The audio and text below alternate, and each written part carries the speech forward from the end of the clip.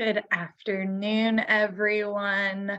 Thank you so much for joining us for today's presentation of the webinar From Self-Criticism to Self-Compassion in Eating Disorder Recovery. For those who don't know me, my name is Erin Byerly, and I'm your Alumni Services Coordinator, and I'll be your moderator for today's online presentation.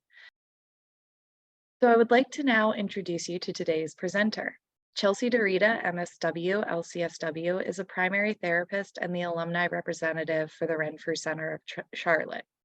Chelsea has worked in her role as primary therapist for almost 2 years and facilitates individual, family, and group therapy sessions, as well as trauma programming and A-stage groups. She received both her bachelor's and master's degree in social work from the University of North Carolina at Charlotte, with an undergraduate minor and personal interest in women's and gender studies. Chelsea has experience working with various eating disorder presentations, body image concerns, depression, anxiety, personality disorders, trauma, self-harm, and suicidal ideation. With additional experience working with individuals with complex trauma in previous professional roles, Chelsea works to incorporate her knowledge of trauma-informed care into her treatment of eating disorders. So I will now pass it over to Chelsea to get on with today's presentation. Thanks so much, Erin, for the introduction. And thanks to everyone who is joining today. I'm really excited to be presenting on this topic of self-compassion and how to incorporate self-compassion into your recovery. So like Erin said, my name is Chelsea. I feel like I have to introduce myself again. I've been a therapist at the Charlotte, North Carolina location for almost 2 years. And I really have always had an interest in self-compassion, but do remember when I first started this job, I was leading one of the mindfulness groups in UT, which I'm sure some of y'all remember fondly. But I was leading one of those groups and remember reading a little section, an activity by Kristin Neff, who's actually done a ton of research on self-compassion. And that mindfulness exercise really stuck with me and was something that I decided to go home and research a little bit further. So a lot of what I'm presenting on today does come from Kristin Neff and her research specifically. So I would definitely encourage anyone who's interested in learning more to look her up and really look into some of the research she's done. You can literally Google self-compassion and Kristin Neff's website will be the first thing to pop up. So I would definitely encourage you to do that if you're interested in learning more. But as far as my presentation today, this is a quick outline of what we'll be covering. We're going to be defining self-compassion and its 3 key elements, discussing why self-compassion is so important in eating disorder recovery specifically, challenging myths surrounding self-compassion, and then identifying specific ways that you can practice self-compassion in your own recovery. So with all that being said, we'll go ahead and jump right in. I think the best way to kind of jump into what is self-compassion is to talk first about what is compassion. So in order to have compassion for someone else, it includes these 3 key elements. So we're noticing that someone is suffering, we're feeling moved by their suffering, and then we're realizing that suffering, failure, and imperfection are all a part of the shared human experience. So I really love examples. I have quite a few examples we'll be using during the presentation today, but I thought I would use an example here to kind of further break down like what compassion is and what compassion looks like. So if you imagine that you are on an airplane and a mom is sitting in the row behind you and she has a baby who's screaming and crying during the flight. Instead of ignoring her or getting frustrated with her, you may notice that the mom seems really overwhelmed in this situation, that she might be having a hard time, or she might even be embarrassed by her child's behavior. So that would be leaning into that first point of noticing that the mom here is suffering. Next, we're going to feel moved by the person suffering. So again, instead of being annoyed or frustrated with the mom, we're going to recognize that she's having a hard time, and our heart is going to respond to that pain.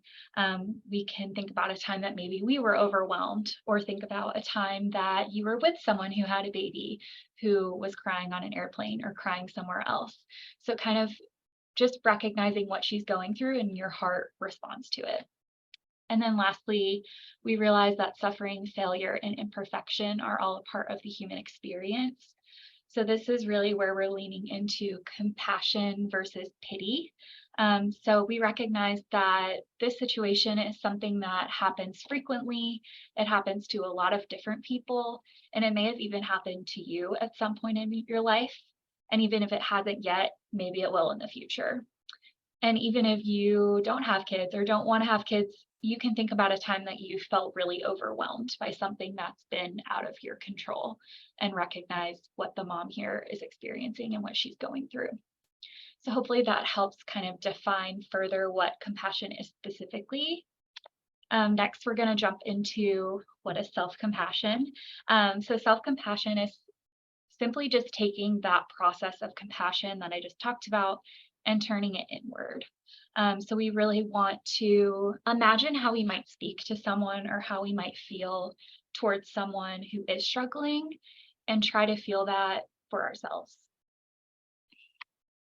There are three components of self-compassion that, like I said, Kristen Neff defines, that really breaks it down a little bit further. So we're going to jump into those three pieces.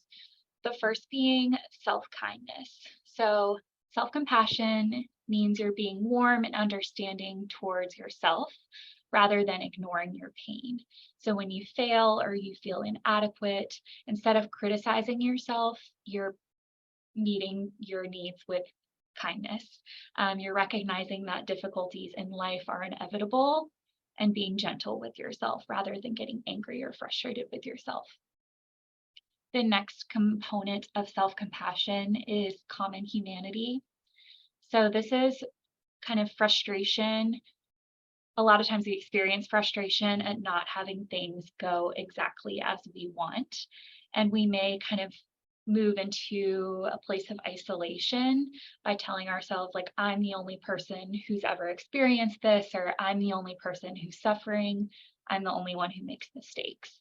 However, we know that's not true. We know that all humans suffer, all humans makes mistakes, and all humans are vulnerable and imperfect. So self-compassion involves recognizing that suffering and personal inadequacy are a part of life and a part of the shared human experience. So it helps us feel less alone in our struggles. And then the last piece here is mindfulness. So mindfulness is a non-judgmental, receptive mind state in which you observe your thoughts and your feelings just as they are, without trying to change them, without trying to suppress them or deny them. So you cannot ignore your pain and feel compassion for it at the same time. So people don't love this, but unfortunately, a big piece of self-compassion is recognizing and really leaning in and feeling your emotions. At the same time, mindfulness requires that you don't over-identify with your thoughts and feelings, so that you don't get caught up in them and kind of swept away by negative reactivity. So mindfulness is really just observing the emotion as it is and kind of riding the wave, like we talk about frequently in treatment. So I'm going to use another example to talk further about what this could look like. Let's imagine that you're not feeling well. You didn't sleep well last night. You're feeling kind of under the weather, but you told yourself you were going to clean your house today because it's a huge mess.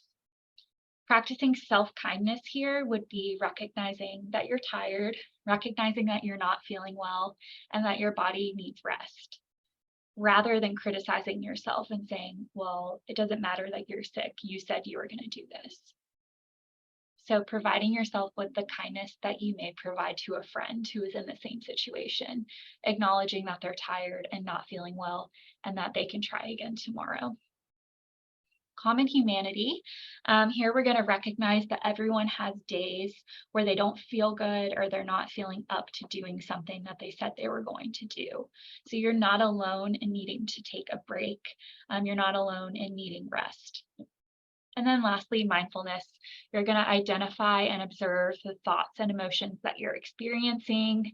So you might be feeling some guilt, some shame around not following through with the task that you had planned.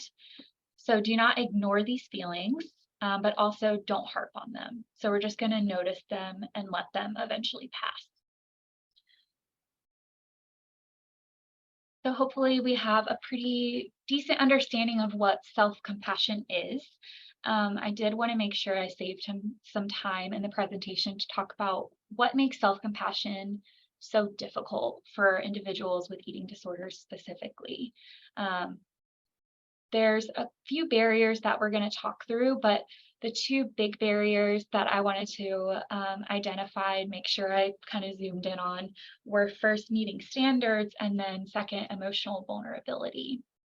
So meeting standards, this is the concern that cultivating self-compassion will lead to having to show your flaws, which will lead to a loss of relationships with others or other achievements in your life. We know that eating disorders thrive off of perfectionism, and they also thrive off of control. So a lot of times showing your flaws can be the complete opposite of what feels normal or what feels comfortable or even natural for you. Kind of doing the opposite of the perfectionism and allowing ourselves to make mistakes and allowing ourselves to be okay with it. The other thing that makes self-compassion difficult is emotional vulnerability.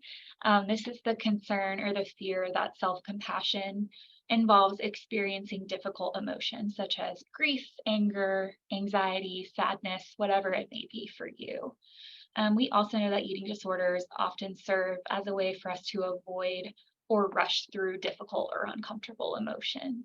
Being vulnerable can seem really, really scary for someone with an eating disorder who has maybe pushed away their emotions their whole life, or someone who deals with emotions by using eating disorder behaviors. So kind of being vulnerable and really feeling your feels can be really challenging and kind of a big barrier in why it's so difficult to practice in recovery. Digging a little bit deeper into what makes self-compassion so challenging while you're in recovery, I really wanted to talk about self-criticism. So those with eating disorders we know are much more prone to self-criticism. And there's a lot of different reasons why.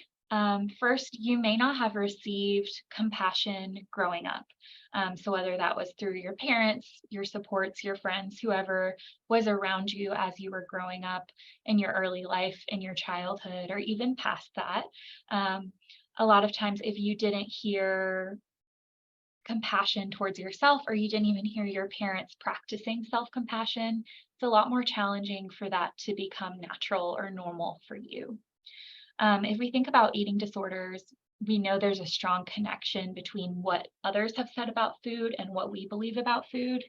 So for example, if your mom grew up telling you that pizza is unhealthy and not something that should be a part of your diet, you may not like pizza or refuse to eat pizza. So there's a very strong connection between what we grow up hearing and what we then believe for ourselves. And the same is true of self-compassion. If we're not provided with that compassion growing up, it's going to be really challenging for us to turn that inward. Trauma history is another big piece. We know there's a strong overlap between trauma and eating disorders. And if you haven't learned or practiced how to acknowledge your trauma through a lens of self-compassion, it can be even more difficult to implement into your life. Your eating disorder voice is a huge one. We know that self-criticism is often tied directly to an eating disorder voice.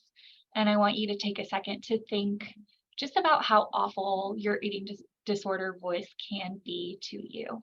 So we know it thrives off of self-criticism, not self-compassion.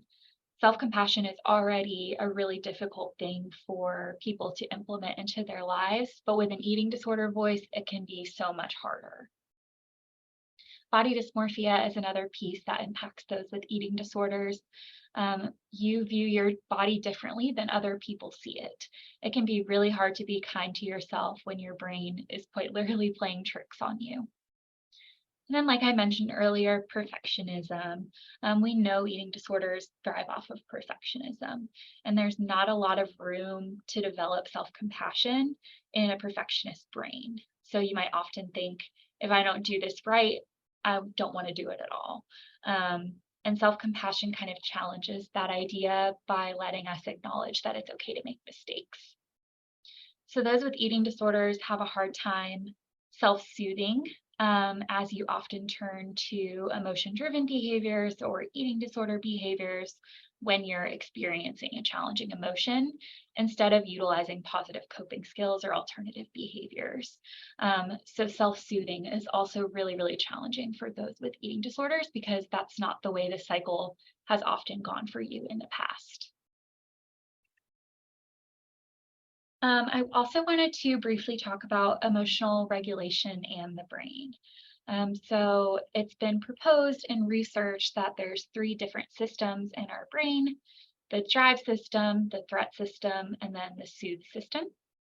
Stress that we experience in our life and also distress and a lot of kind of challenging emotions can often come from experiencing thoughts in the drive system or the threat system. And it can be caused by kind of an imbalance in the three. When we criticize ourselves, we're tapping into our threat and our drive systems. And when we perceive danger, we often tap into these systems as well, which means when things go wrong or we feel one of those uncomfortable emotions, we're quick to jump to self-criticism because our brains are literally wired for it.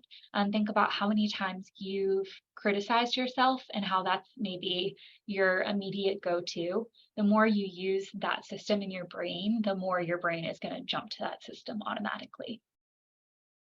Compassion and self-compassion actually help us practice tapping into our soothe system. And by doing this, we're deactivating the threat and the drive system. So that's why utilizing self-compassion when we feel inadequate helps us to feel comfort, safety, and feel more cared for. So I'm going to use another example. Let's imagine that you're experiencing some anxiety around an upcoming trip to the beach because you know you're going to have to wear a bathing suit in front of your friends. So your brain automatically may jump to either the drive system or the threat system because you're thinking about how awful you're going to look in a bathing suit. You're criticizing yourself for maybe not looking the way that you wanted to look in time for this beach trip, whatever it may be. Those self-critical thoughts are leading us to jump into either drive or threat.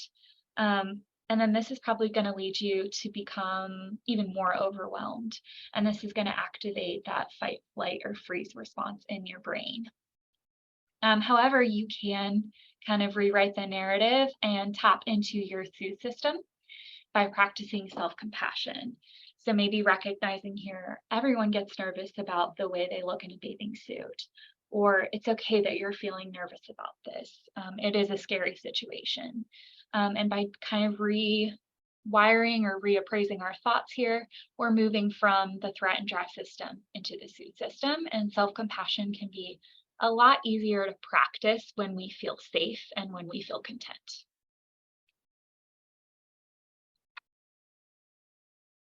I wanted to chat about the benefits of self-compassion. So, like I said earlier, there is a lot of research that has been done on self-compassion, which is awesome. And you can definitely Google benefits of self-compassion and find a big long list, which is amazing. But I just picked a few that kind of stand out to me here.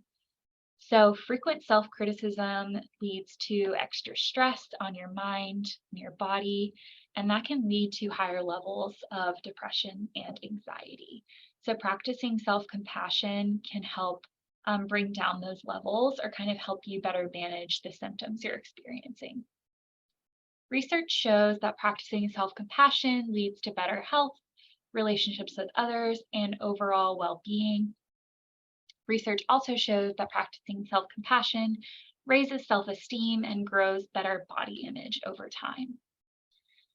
And then lastly, when you tap into your soothe system, like I was talking about in the last slide, you're releasing endorphins, which can help you reduce stress and increase those feelings of safety and security.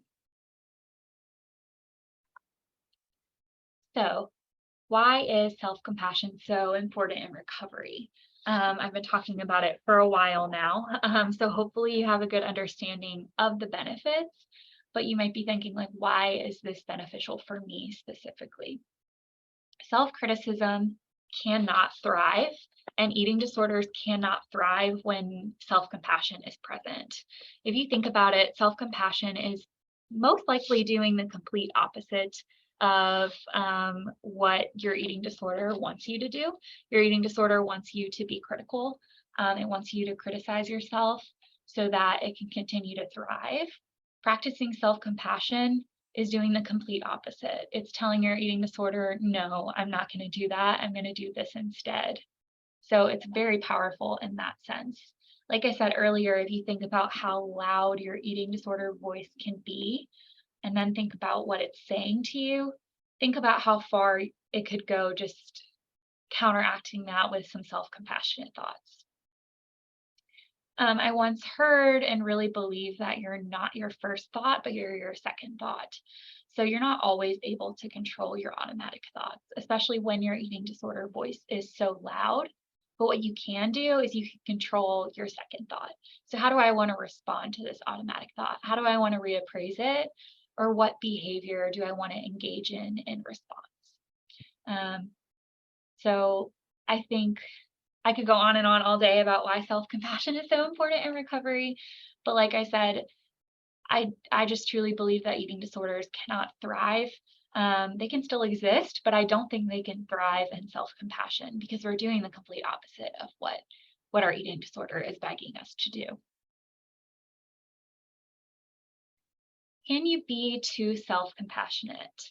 I had to include this because I have had a ton of personal patients here at the Renfrew Center who have asked me this or who have a fear of practicing self-compassion because they're fearful of how it may look to others.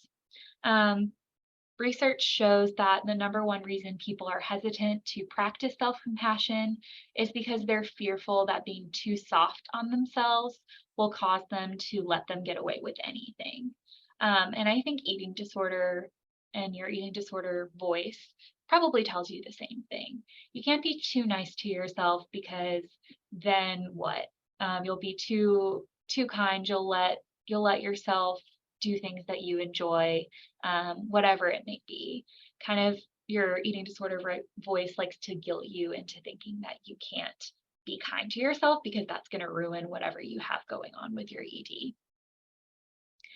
So let's talk about an example of why this is not true. Why can you not be too self-compassionate?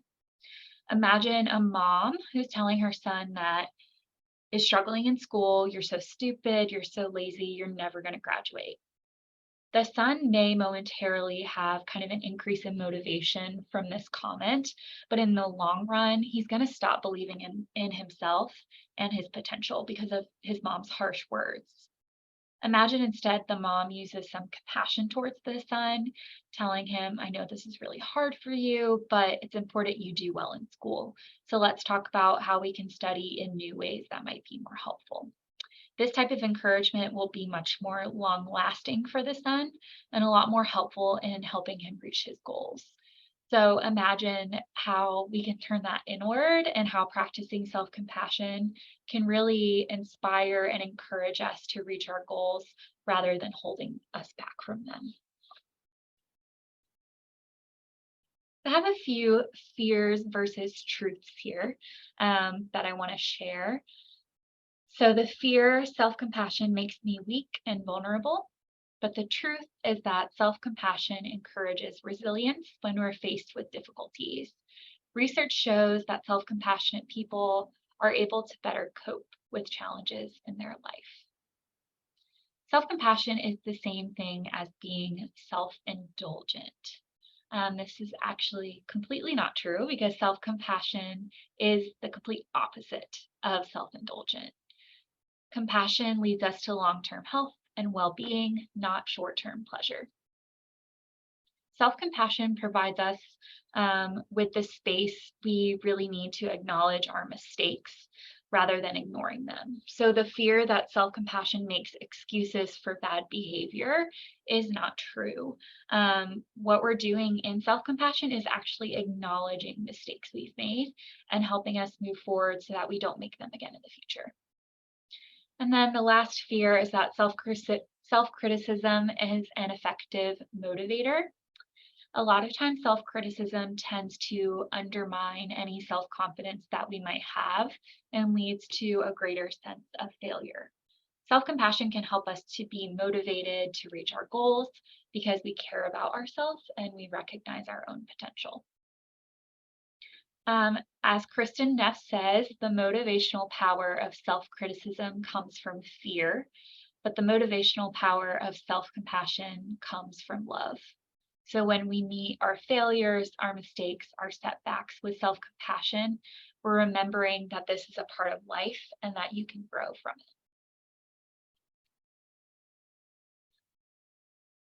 How can self-compassion help us reach our goals? Self-compassion allows us to simply be with ourselves and provide ourselves with what we need. So that might be self-soothing, comforting, validation, support.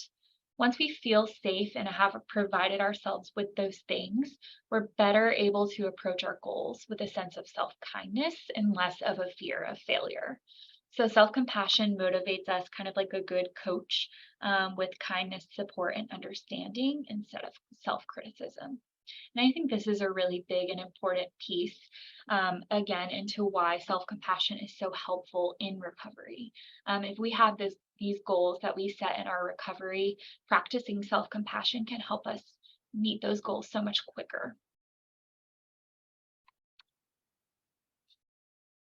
So hopefully, like I've said a couple times at this point, we feel like we have a pretty good understanding of what self-compassion is and why self-compassion is so important to practice, not only in everyone's life, but specifically in the lives of those who have eating disorders or who are in recovery. So at this point, you're probably thinking, okay, that's great. I love the idea of it, but how do I actually practice it? What are some specific ways I can start to implement self-compassion into my life? So that's going to be the remainder of our presentation today, talking about some specific steps you can take to practice self-compassion. We're going to start small. Small as in how you can begin practicing, but I think the impact here is really big. So challenging negative self-talk or challenging self-criticism. There is a specific formula you can follow if this does not come natural to you. We're going to start by simply noticing our self-critical voice. It's really likely that your eating disorder voice or your self-critical voice is so common that you don't even recognize when it's happening. Whenever you're feeling bad about something, try to think about what you just said to yourself and think about how the self-criticism might be impacting your emotions. So for example, if you've just eaten a piece of cheesecake, maybe your self-critical voice is saying, you're so disgusting, or you're going to gain weight, or you shouldn't have done that. Next, we're going to make an effort to soften our self-critical voice using self-compassion. So for example, we're not going to speak negatively towards our self-critical voice because that's not very helpful. We're not going to say like, you're such a jerk to our eating disorder voice. Instead, we're going to say, I know you're really worried about me. You're trying to protect me, and I appreciate that, but you're making me feel bad about myself. Once we notice the self-critical comment, we can then work to reappraise or reframe the thought. And if you're having a hard time coming up with a thought to say back to your self-critical voice, I would encourage you to think about what you would say to a friend who is in the same situation. So for example, you might say, it's okay that you ate a slice of cheesecake. Doesn't mean you failed. It doesn't mean you're a bad person. You're allowed to eat things that you enjoy without feeling guilt. I have a very cheesy kind of analogy, I guess, that I like to give to my patients, kind of around automatic thoughts. So let's imagine we're on a hike. Think about the trail that you take on a hike, right? How many people have walked up and down that trail? How many people have made that dirt path like the way that everyone's going to go? So if we think about our brain in the same way, we've been using negative self-talk for so long that our brain automatically takes that path because it's so used to taking that path. However, let's think about hiking again. If we want to make a new trail, we're going to have to cut down a bunch of trees. We're going to have to cut down some bushes, some thorns, and we're going to have to walk that trail a few times in order to make it like a new dirt path. And the same is true for our brain. If we really want to learn how to jump straight to self-compassion instead of self-criticism, the way we do that is practicing. And the more you do it, the easier it gets. And then the more you do it, the more that path is going to become the way that your brain automatically goes. For those who are Run Through alumni, I had to throw an ARC in here, but this is actually really helpful to think about how our thoughts can impact our behaviors and our consequences. So I just wanted to talk through an example so we could kind of see the impact of using self-compassion. So let's imagine that you binged last night. Your earlier antecedents are that you found out you were getting laid off from a job. You got into an argument with your partner about finances, and then you have a history of binge eating when you're feeling overwhelmed or stressed. Here's some of the thoughts that we may have in response. I can't believe I did that. I ruined all the progress I've made. I have no self-control. I'm never going to fully recover. I deserve to lose my job. I'll never be enough for my partner, and I'm a bad person.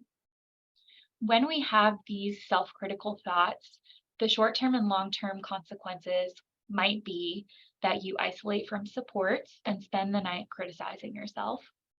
And long-term, you're reinforcing the idea that you're not good enough, and then you might binge again in the future when you're faced with similar difficult situations. Now, let's imagine that we try to reappraise each of these thoughts with self-compassion. So one mistake or setback does not ruin my progress or my recovery. It will take time to break the cycle of binging, especially when I'm feeling overwhelmed.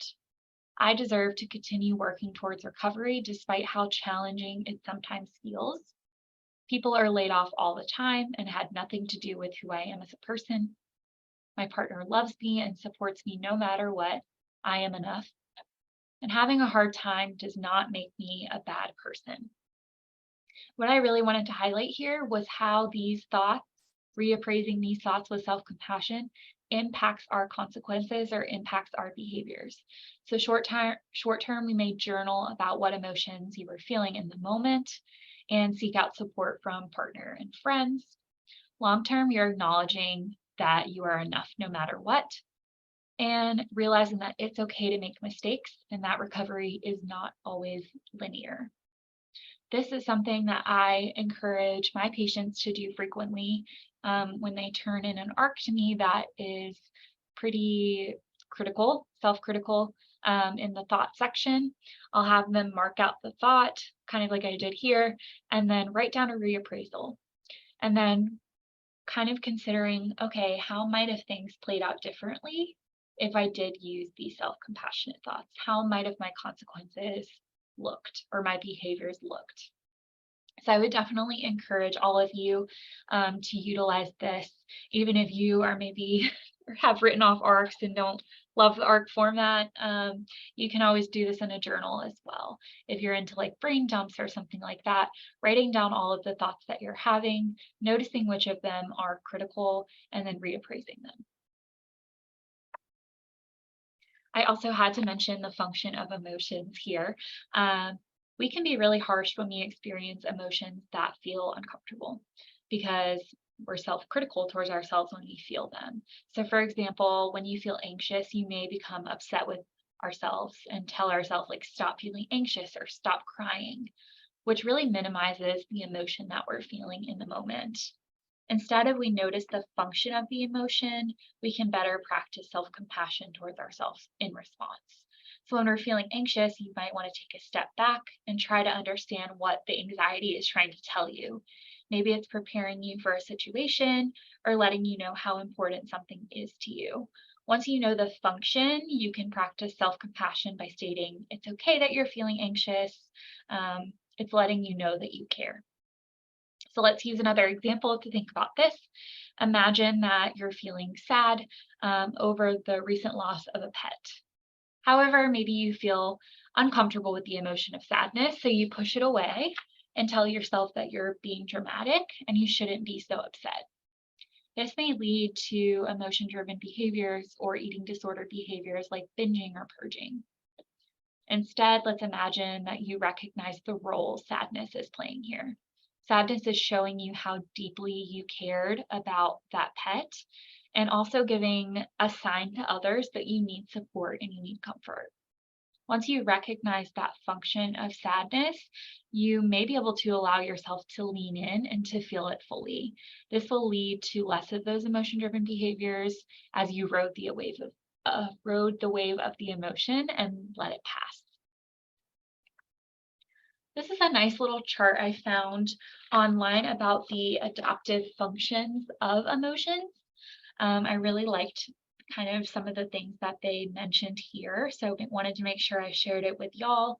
Um, it can be a lot more challenging to be critical of yourself and the emotions that you're feeling when you recognize the function behind them. So if you're able to say, this emotion is helping me cope, or this emotion is motivating me, you may be way more self-compassionate towards that emotion in general because you know why you're feeling it. If you let yourself feel the emotion after recognizing its function, it will eventually pass, and then you won't feel the need to act in response to it. Jumping back to the soothe system that we talked about earlier, I wanted to make sure I had provided you all with a couple of ways to tap into the soothe system instead of keeping you or leaving you hanging on that one.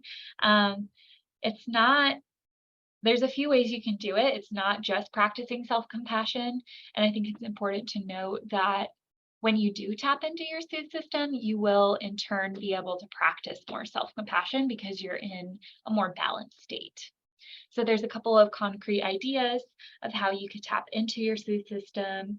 You could use the 5-4-3-2-1 method, which is where you focus on your 5 senses in order to ground yourself. You could contact a support person. Simply talking to someone you care about can go a really long way in soothing yourself. You could utilize breathing techniques. Some examples are like box breathing or the 4-7-8 method. You could utilize supportive self-touch. This one sounds, I know, kind of crazy, but it actually does work and there's a lot of research behind it. So next time you're feeling overwhelmed, you can practice this by placing a hand on your heart or a hand on your cheek to provide yourself with feelings of comfort and self-soothing. Last, you can make a list of what is real right now. So try to get ahead of your overthinking, try to get ahead of your self-criticism by making a list of things that are real right now instead of subjective thoughts or beliefs about yourself. I want to talk briefly about shame. This is a quote from Brene Brown. I had to include her in my webinar because I love Brene Brown. But I wanted to talk a little bit about how shame plays into self-compassion. A lot of times self-criticism can root from feelings of shame. So we judge ourselves really harshly and think of ourselves as bad or unworthy or undeserving. And that can lead us to getting stuck in a shame spiral. We can take one mistake that we've made and turn it into something so much bigger. Sometimes self-compassion can look like taking your shame and putting it into perspective. So, for example, maybe you snapped at a friend who was trying to support you because you were feeling overwhelmed or overstimulated. This could lead to thoughts of, I'm such a terrible person, or I don't deserve to have friends. But what if you viewed that incident a little bit differently through the sense of guilt instead of shame? So, using self compassion, you could remind yourself that you were feeling overwhelmed in this moment and didn't get upset with your friend on purpose. This will lead to you thinking about how you can apologize to your friend and move on rather than staying in that shame cycle of I am bad. Another chart I found on Google that I loved that I had to share was how to transform shame with self compassion. So let's talk through these steps briefly. Understand what shame is and why it happens. You may be fearing disconnection from those around you who are supporting you, or fearing disconnection due to fear of relapse. We're going to label the feeling of shame. So, acknowledging what I'm feeling right now is shame, and that's okay. We're going to replace judgment with curiosity. Try to understand why you are feeling shame in this situation. Why did making a mistake make me a bad person or make me a failure? And where does this belief come from? You're going to acknowledge your inner critic.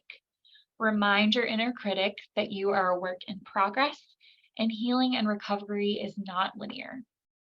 Then, lastly, you're going to practice what's helpful, not what's harmful. Your urge in this situation may be to isolate from your supports or to utilize emotion-driven behaviors that will bring you that feeling of relief. But what might be more helpful? You might want to consider the opposite actions of reaching out to supports, utilizing positive coping skills, or simply practicing mindfulness. So this is a good chart to kind of refer back to, maybe when you do acknowledge you're feeling shame and want to utilize self-compassion in response.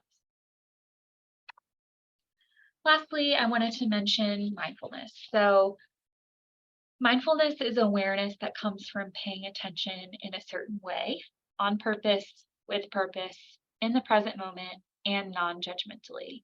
If you've done UT groups, that probably sounds familiar to you.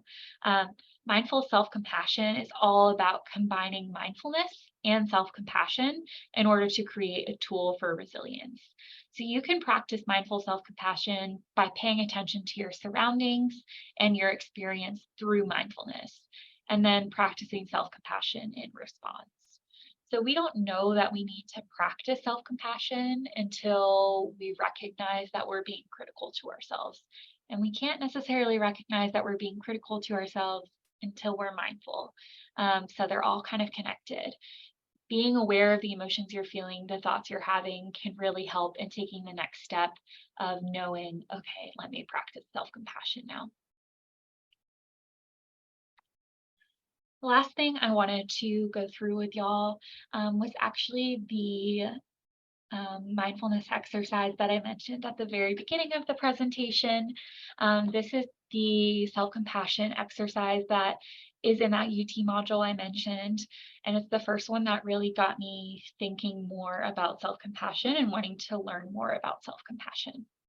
So I was thinking we could take 2 minutes or so to practice this exercise together to kind of close out our time together and to close out our presentation. So I want everyone to think of a situation in your life that is difficult and that is causing you stress. Call that situation to your mind and see if you can actually feel the stress and the emotional discomfort in your body.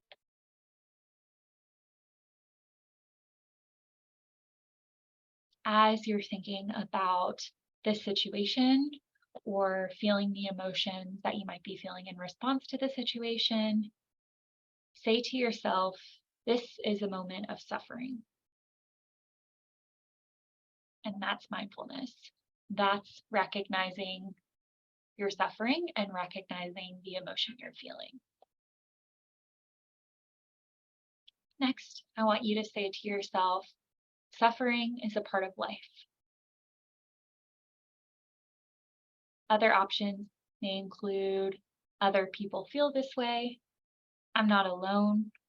We all struggle in our lives. And that's common humanity. This is recognizing that we're not alone in what we're feeling. Now I want you to put your hands over your heart. Feel the warmth of your hands and the gentle touch of your hands on your chest. Or you can do any soothing touch that feels right for you. Lastly, I want you to say to yourself, may I be kind to myself. You may also want to say, may I forgive myself. May I be strong. May I be patient. And that's self-compassion.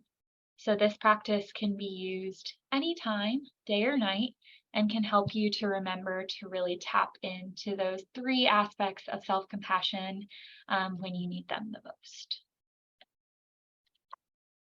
And that is all for me. Before I answer some questions, I hope this was helpful, and I hope you are all able to take away a few practical ways to practice self-compassion in your own life. And thank you so much for your time.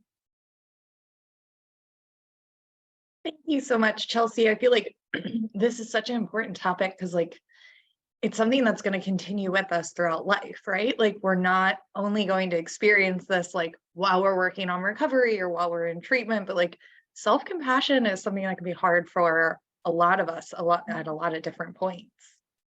Yeah, absolutely.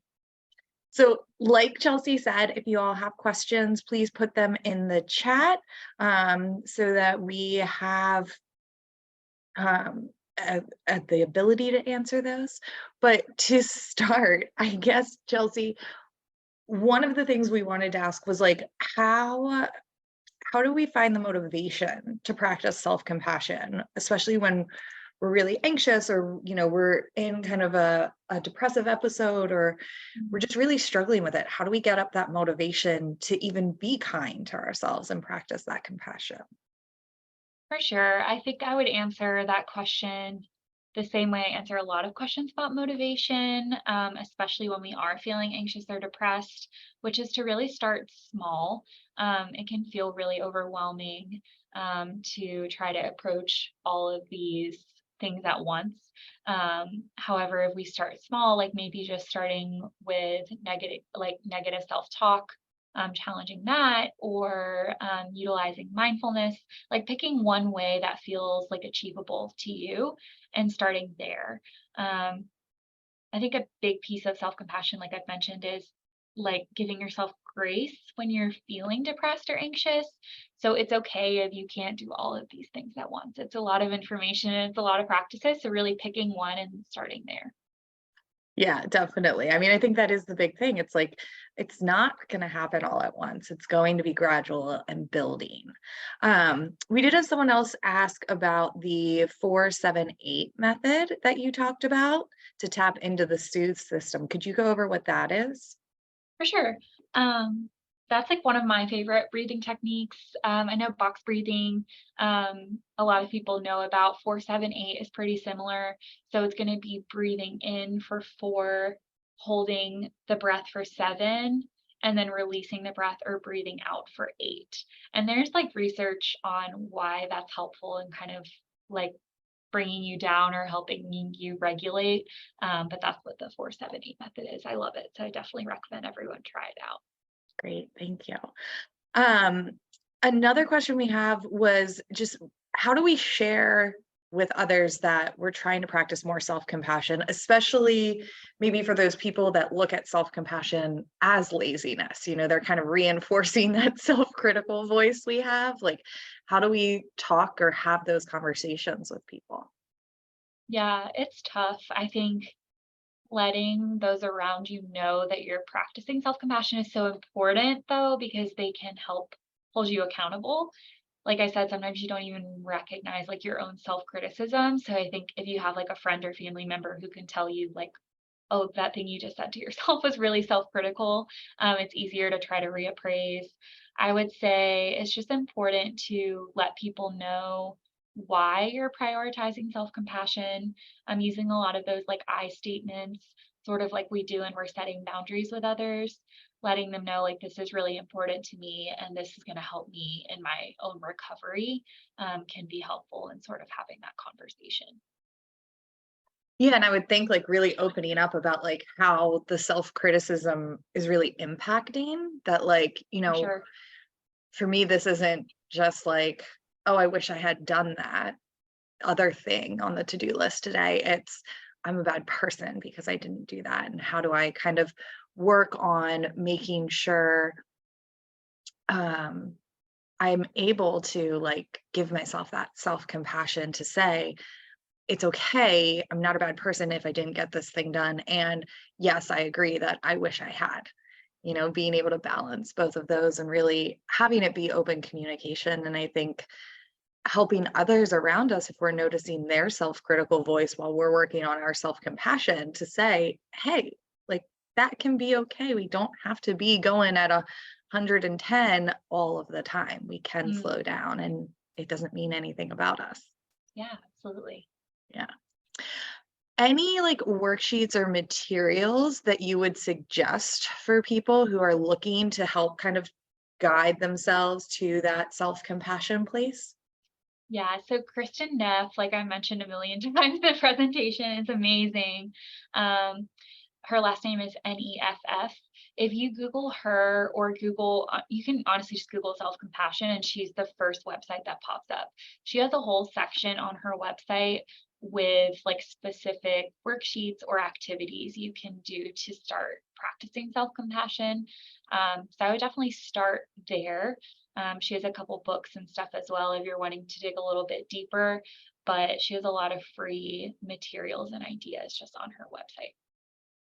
Yeah, and I want to highlight, Chelsea, like you said again, practice self-compassion. It's not something we go and we pick it up at the store and now we have it. Like it's something we've got to keep practicing, Yeah. keep going back to, kind of thinking about, as a kid we might have learned how to ride a bike, but if you haven't ridden a bike in a while, like it's going to mean we've got to practice again. And we can get there, but making sure we're staying up to date or attentive to that practice is really important.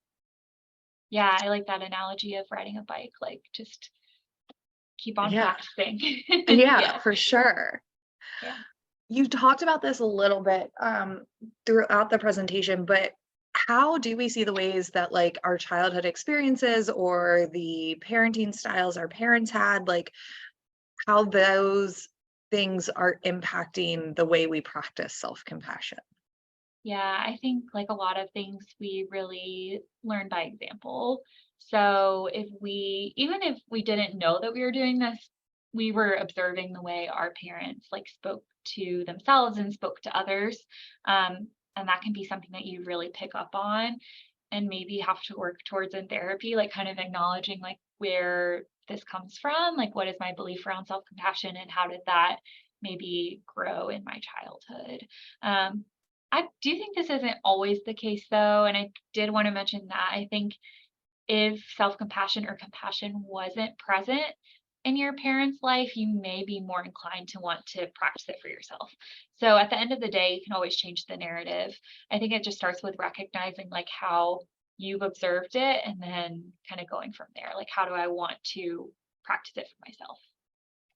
Yeah, and I even think of that idea of like, we don't know how to do anything differently until we practice it and we experience it. And it's about understanding, okay, maybe that wasn't the best thing to motivate me in the past and it's worked up until now, but maybe now it's not working so well. So let me find a new way Yeah.